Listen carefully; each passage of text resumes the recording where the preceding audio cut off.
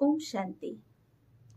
गणेशोत्सव के 11 दिन का उत्साह, 11वें दिन जब गणेश विसर्जन का समय आता है तब देखा जाता है हर छोटा बच्चा भी इस विसर्जन को सहज रीति से स्वीकार नहीं कर पाता है, क्योंकि इस 11 दिनों में इस मंगल मूर्ति के साथ ऐसी प्रीत जुड़ जाती है, एक ऐसा संबंध जुड़ जाता है जो भक्ति के इस नियम को स्वीकार करना मुश्किल होता है। और भक्त भी अनुभव करते हैं कि इस मंगल मूर्ति का चेहरा भी थोड़ा सा फीका पड़ गया है या उदास हो गया है। अर्थात न ये गजानन हमें छोड़ करके जाना चाहते हैं और ना ही समाज का कोई व्यक्ति गजानन की इस मंगल मूर्ति का विसर्जन करना चाहता है। किंतु भक्ति के नियम प्रमाण हर कोई गणेश जी का विसर्जन भी बहुत ही आवाज के साथ, बहुत ही बैंड बाजों के साथ विसर्जन करते हैं। किंतु देखा गया है कि फिर भी हर कोई भक्ति के नियम प्रमाण ये गणेश विसर्जन की विधि को पूरा करते हैं। सोचने की बात है, जब 11 दिन हर कोई श्री गणेश जी का इतना सम्मान, प्रेम, पूजा पाठ सब कुछ करके 11वें दिन ये गणेश विसर्जन की ये क्या प्रथा है। वास्तव में इसके पीछे एक बहुत बड़ी भावना, एक बहुत बड़ा रहस्य छिपा हुआ है।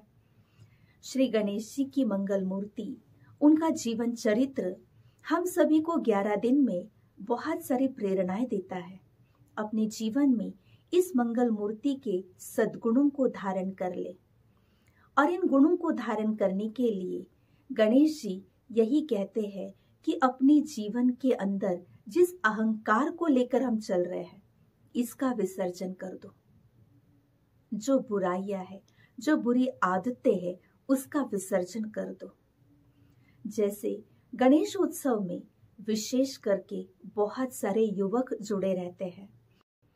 आज की युवा पीढ़ी गणेश विसर्जन के दिन विकृत तरह से पेश आते हैं, और गणेश की ये मंगल मूर्ति विसर्जन के दिवस पर हर युवकों को यही प्रेरणा देता है कि अपने भीतर की विकृतियों का विसर्जन करो, अपने भीतर के विकारों का विसर्जन करो, आपके भीतर के व्यसनों का विसर्जन करो, तो आप भी संसार में जैसे गणेश की मंगल मूर्ति हर एक के दिल में अमिट छाप छोड़कर जाती है, ऐसे आप भी संसार में हमेशा अमर बन के रहेंगे। एक छोटी सी कहानी याद आती है। एक बार एक नाव में सभी धर्म के लोग बैठे हुए थे, और जब नाव चल रही थी तो अचानक बहुत तूफान आता है। और जब तूफान आता है तो जो हर धर्म के लोग हैं, हर कोई कहते अपने भगवान को याद करो, अपने भगवान को पुकारो, तो भगवान आकर के आपको बचाएंगे। हर धर्म के जो भी अनुयायी थे अपने अपने भगवान को याद करने लगे, तो भगवान आकर के उनको बचा लिया। किंतु जो हिंदू धर्म के लोग हैं, उसमें हिंदू धर्म का जो व्यक्ति बैठा हुआ था, उसने अपने भगवान को याद करना शुरू किया, तो उसे समझ में नहीं आ रहा है किस भगवान को पुकारे, क्योंकि हिंदू धर्म की लिस्ट बहुत लंबी है, 33 करोड़ देवताओं की लिस्ट है। तो जो हिंदू व्यक्ति था उसने कभी हनुमान जी को पुकारा। जब तक हनुमान जी उसके मदद के लिए दौड़े, तो तब तक तुरंत उसने श्री राम जी को याद किया। तो हनुमान जी ने सोचा कि मेरे आराध्य, मेरे स्वामी को बुलाया है, तो मेरे स्वामी पहुंच जाएंगे। तो हनुमान जी पीछे हट गए। जब तक राम जी दौड़ रहे हैं, तब तक उस व्यक्ति ने शिव जी को आह्वान किया, शिव जी को याद किया। तो श्री राम जी ने सोचा कि जबकि मेरे आराध्य को, मेरे स्वामी को याद किया, तो मेरे स्वामी जी पहुंच जाएंगे, इसलिए श्री राम जी पीछे लौटे। जब तक शिव जी दौड़े उसके मदद के लिए, तब तक उस व्यक्ति ने गजानन को याद किया, हे गणेश जी आप तो आओ, आप तो मुझे बचाओ। जब तक गजानन जी पहुंचे, तब तक शिव जी ने सोचा कि मेरे पुत्र का आह्वान किया है, मेरे पुत्र पहुंच जाएंगे इस व्यक्ति को बचाने के लिए, इसलिए शिव जी पीछे मुड़ गए। ऐसे करते करते उस हिंदू व्यक्ति के 33 कोटि देवताओं की लिस्ट पूरी हो गई और लास्ट में जो गजानन का आह्वान किया, तो फाइनली श्री गणेश जी उस व्यक्ति की मदद के लिए दौड़े, उसके पास पहुंचे। और जैसे ही पहुंचे तो उस व्यक्ति के जान में जान आई। उसने कहा कि हे श्री गणेश जी, आप जल्दी से मुझे बचाइए, नहीं तो मैं इस तूफान में डूब जाऊंगा और मर जाऊंगा, तो आप कृपा करके मुझे बचाइए। जब ये सारी बातें कह ही रहा था तो श्री गणेश जी खड़े होकर के केवल उस व्यक्ति को देख रहे थे, सुन रहे थे, मुस्कुरा रहे थे। वो व्यक्ति पुनः गणेश जी को आग्रह करते हैं और गणेश जी से कहते हैं कि हे गणराया, आप मुझे देखकर मुस्कुरा क्यों रहे हो, आप मुझे जल्दी से बचाइए। तो उस समय श्री गणेश जी ने कहा कि हर साल आप मुझे बुलाते हो, अपने घरों में मुझे स्थापित करते हो, मेरा स्वागत करते हो, 11 दिन मेरा सम्मान करते हो, मुझे प्यार करते हो, मुझे रोज प्रसाद चढ़ाते हो, और 11वें दिन नाचते नाचते तुम मुझे डुबो देते हो, मेरा विसर्जन कर देते हो। अभी आज मैं नाचूंगा और आप डूबोगे। इस प्रकार की बात श्री गणेश जी कहते।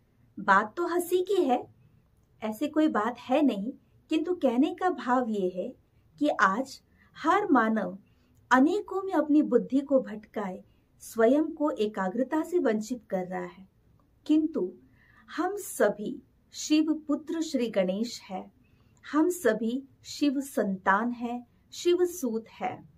तो हम सभी को भी श्री गणेश के समान एक परमात्मा के साथ, एक महादेव शिव के साथ अपनी बुद्धि की एकाग्रता को जोड़ करके उसकी शक्ति को प्राप्त करना, उसके रक्षण को पाना है। तो हमेशा एक के साथ बुद्धि जोड़ करके रखना है।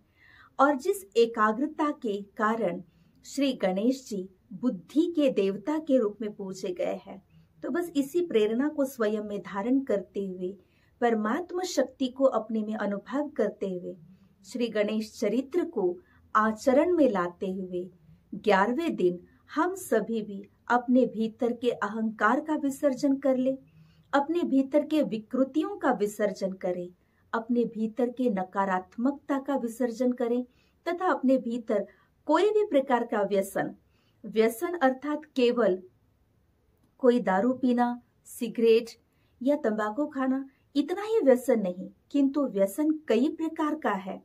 जैसे आजकल मोबाइल का व्यसन है, मोबाइल में यूट्यूब, इंस्टाग्राम, फेसबुक इसके एडिक्ट हो चुके हैं। तो ये सारी बुरी लतों से हमें अपने आप को छुड़ाना है। तो इस 11वें दिन हमें स्वयं के भीतर की ऐसी नकारात्मक बातों को नोटिस करना है जो हमारी शक्ति को, हमारी ऊर्जा को क्षीण कर रहे हैं। तो अपने आप को अगर ऊर्जावान बनाना है, शक्तिवान बनाना है, सिद्धि के देवता, सफलता स्वरूप अपने आप को बनाना है, तो उसके लिए श्री गणेश विसर्जन के साथ साथ अपने अंदर के कोई न कोई व्यसन का विसर्जन जरूर करें।